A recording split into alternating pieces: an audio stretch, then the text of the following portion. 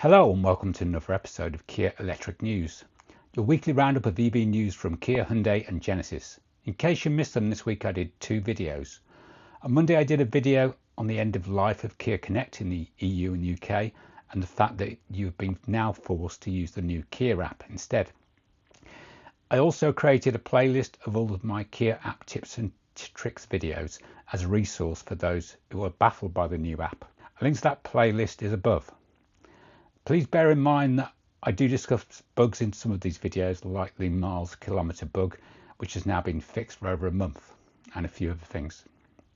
The second video of the week was about Kia Plug and Charge in the UK being opened up to other EMSPs, which means that you are no longer stuck with Kia Charge and you can set up Octopus Electroverse instead, or any other EMSP. An EMSP stands for E-Mobility Service Provider, a company that offers electric vehicle drivers access to charging station networks through a single app or charging card. These providers handle services like billing, payment and customer support, and they connect drivers to multiple charging point operators so users don't need to sign up to separate memberships of each network. In theory, this is available in the rest of Europe. This is a real game changer for Plug and Charge and Ionity, and means that with Electroverse you no longer need a contract with monthly fees to get discounted public charging on Ionity. Electroverse also has something called plunge pricing when the grid has too much overcapacity, which is quite a regular thing, so you get cheaper charging via that, as well as discounted. A link to my Electroverse referral code is on screen now in a QR code. If you'd like to share £10, we get £5 each. And this does come in useful for me when I'm doing my charging test sessions when I'm making videos. For those asking in the comments, if your Kia EV does not have plug and charge technology built in, you can use a system called Auto Charge instead. Fastned chargers support this system. The system works by identifying your vehicle via its unique MAC address when you plug the car in. I also wonder if Electroverse can also now work on the Hyundai version, which is called Charge My Hyundai. Please let me know in the comments if you have tried this, or if you tried a different EMSP instead of Electroverse. Over the last few weeks in the UK, I've been hearing about recent brand new Kia EV3 GT Line and GT Line S is turning up with a different centre console instead of the ironing board table that I've got. Then a thread turned up on KiaOwnersClub.co.uk forum with pictures. Forum user MC505AFM provided pictures of the new console, which to me looks like the same as the Airtrim version. I also double checked with my contact at Acorn Kia Burntwood, and he confirmed that it had been changed for the model year 2026. I've also read of some EV3s still turning up with this sliding table, but I guess it depends on stock levels. If you've ordered and want the storage, it's worth asking your dealer for the one with the full centre console, like in the images. I personally like the sliding table. I use it all the time, and it will make the MY25 EV3s unique at the GT Line level. This week there have been quite a lot of spy images of the forthcoming Hyundai Ioniq 3. In the first images from Korean car blog and provided by SH Pro Shots, you can clearly see the inside of the Ioniq 3 will have the new Plios operating system with the large Tesla-like infotainment screen and small driver's cluster. There also appear to be physical climate control buttons. This is the best of both worlds really, and I hope the production model has this. There was also this Autoblog story which had even clearer images of the inside and the exterior, which they say is the electric successor to the Hyundai Veloster, which it is. An even clearer view of the physical climate buttons, as you can see on screen now. Battery sizes are likely to be the same as the EV3 and will also have the same 400 volt system. The charge door is in the same place as the EV3. The rear window is also quite tiny, just like the original Veloster, which is what my neighbour's got, as you can see. Kia Korea has put out a new video on the Kia PV5 parking brake. There is more to this than you would think. This version has been transcribed from Korean. With EPB, you can engage and release the parking brake with a simple switch. To engage it manually, bring the vehicle to a full stop, then press the brake pedal and pull the EPB switch.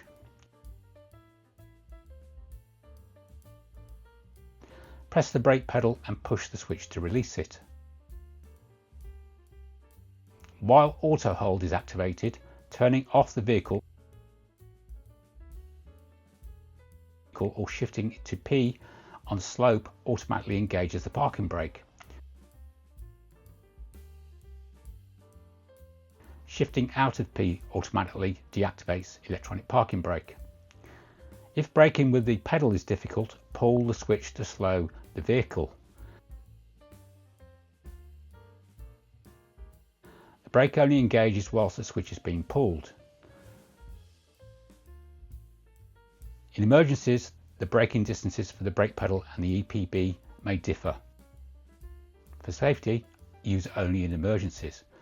Does that mean you can handbrake turn a PV5? Kia Korea also put out this video on the PV5 high beam assist function. I will have to check my EV3 to see if putting the car into drive also switches the headlights back on or in the dark. As all I can remember it doing is warning me to switch the headlights on, so this could be a new feature. High beam assist analyzes the environment and helps the driver by automatically switching headlights. Turn the light switch to the auto position and push it forward towards the cluster to illuminate high beam assist indicator. The high beam will automatically turn on when you drive above a certain speed. If the function detects another light source in low light conditions, it will automatically switch to the low beam. When the vehicle speed decreases, the high beam will turn off and the cluster indicator will also change. To deactivate the function, either turn the light switch to another position or pull it away from the cluster. High beam assist can be set in the infotainment system.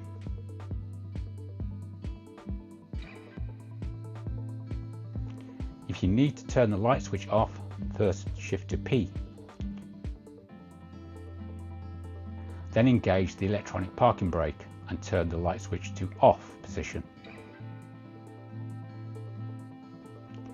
Even when the light switch is in the off position, shifting to D when in dark conditions will automatically turn the headlights on.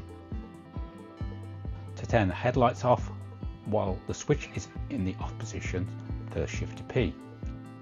Then engage the electronic parking brake and turn the light switch to another position, then back to off.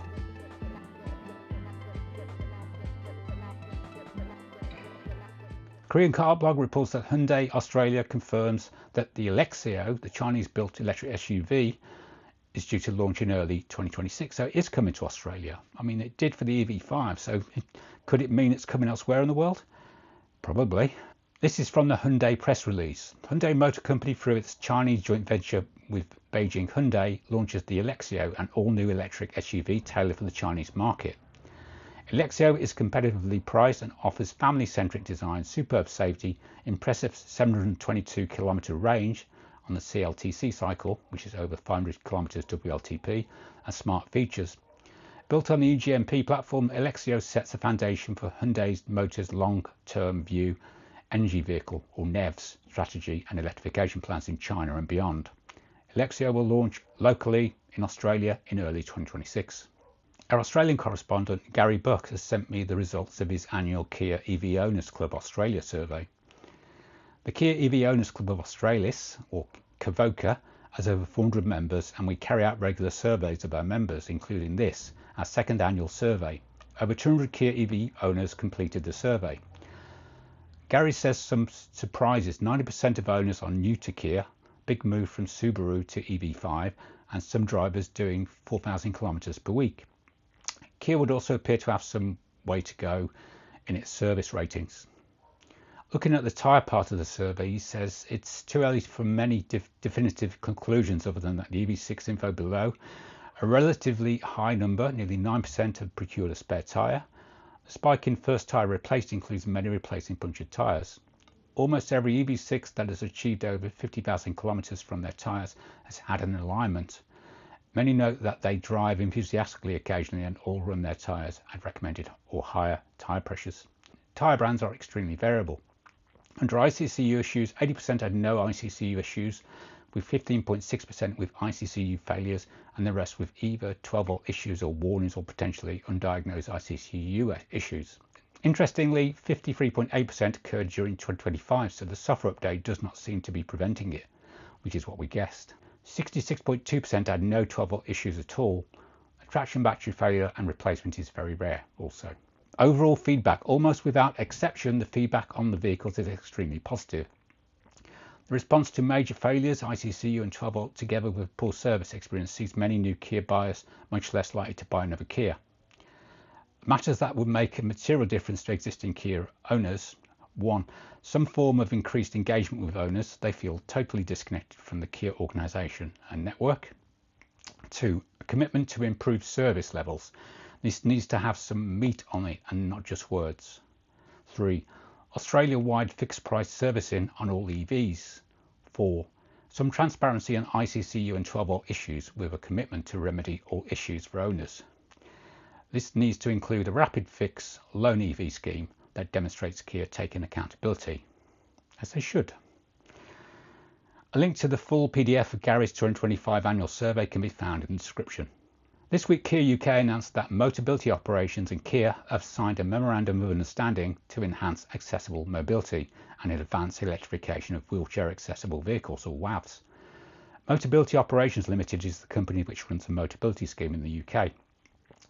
Kia PV5 and its WAV variant will be introduced in the UK under the Motability scheme in the first half of 2026, followed by the launch of the PV5 wheelchair accessible vehicle later in the year. The strategic partnership will boost Kia PVV's quality, marketability and production efficiency, enhancing the ability to convert vehicles for wheelchair access. The parties will also explore smart charging solutions and energy management technologies, including vehicle-to-home and vehicle-to-grid systems. And for the rest of us, please. In the UK this week, Genesis Motors has announced Ohme Chargers as its official home charging partner. By providing easy access through a simple referral scheme to a home charging unit from Ohme, Genesis aims to make the transition to EV ownership a straightforward process. Ohme will supply the charger, the installation service and a support package directly through the Genesis retail network, as well as training and assistance for retailers. Ohme's dynamic EV chargers use live data from the grid and are compatible with the UK's most affordable energy tariffs. Ohme chargers automatically adjust to optimise the cost of charging and accessing all the times of the smartest, greenest and lowest cost energy tariffs, as well as featuring a solar boost function, reducing reliance on the grid. Fully charging a new Genesis GV60 with an 84 kWh battery using an Ohme on a dynamic EV tariff such as Intelligent Octopus Go could cost just £5.88 for its 348 mile WLTP range. Ohme also offers drivers the option to charge their car when renewable energy generation on the national grid is at its highest, further lowering their CO2 impact. Korean Car Blog reports that a mysterious sighting of the Genesis GV90 prototype in Magma Orange.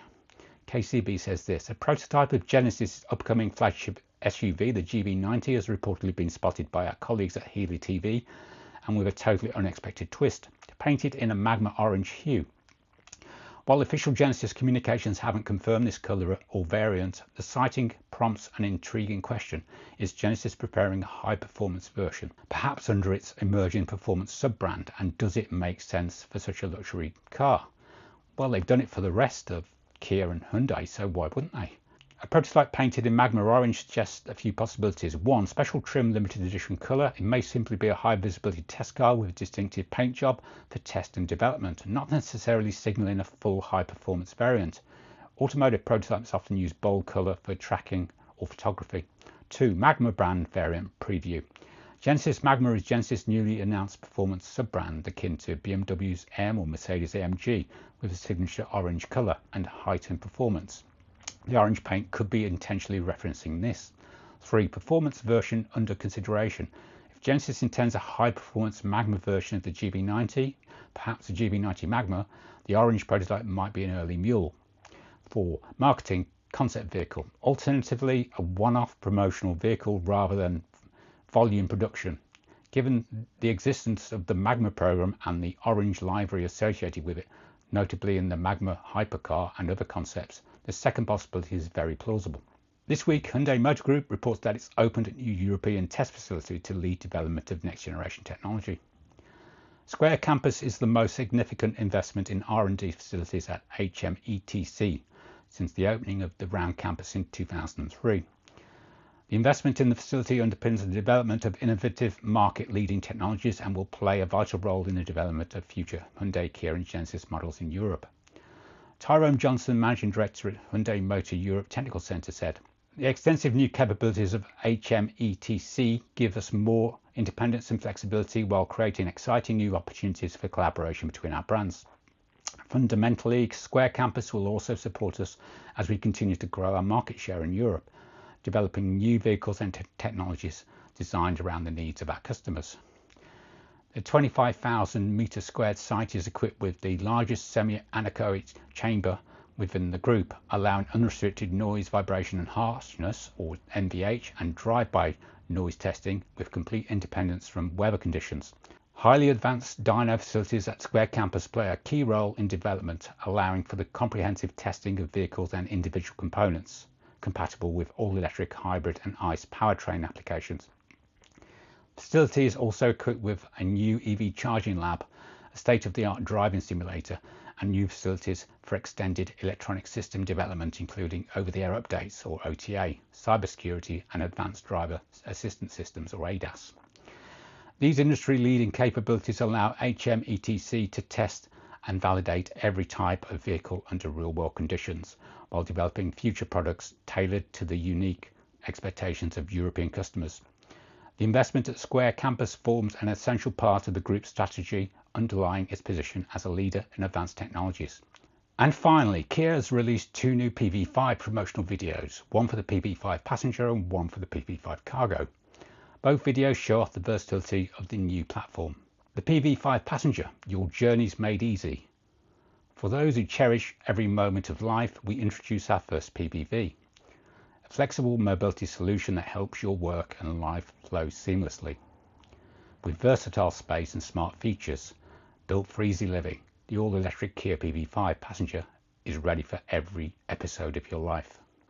Kia PV5 Cargo Progress made easy. For those who move business forward, we introduce our first PPV, a new business solution that makes every job easier and helps you achieve success. With smart features designed for productivity and efficiency, the all-electric Kia PV5 Cargo makes your business easier. That's all for this week. As usual, links to all source stories and videos can be found in the show notes in the video description. Thanks for all the comments and likes, and welcome new subscribers. Welcome to new channel members, Hristo Kurov, Rufo Bartender and Peter Hoinghaus, and also welcome back ACTN, who has rejoined. Big thanks to my channel members for your invaluable financial support. I really appreciate it. If you support this channel and become a channel member for just £1.49 a month, you get advert-free early access to my videos and also some video exclusives. If you're in the UK, you can also support this channel by using my Octopus and Electroverse referral codes, which are in the video description. We can share £100 if you use my Octopus code, that's £50 each, or £10 if you use my Electroverse code, so that's £5 each.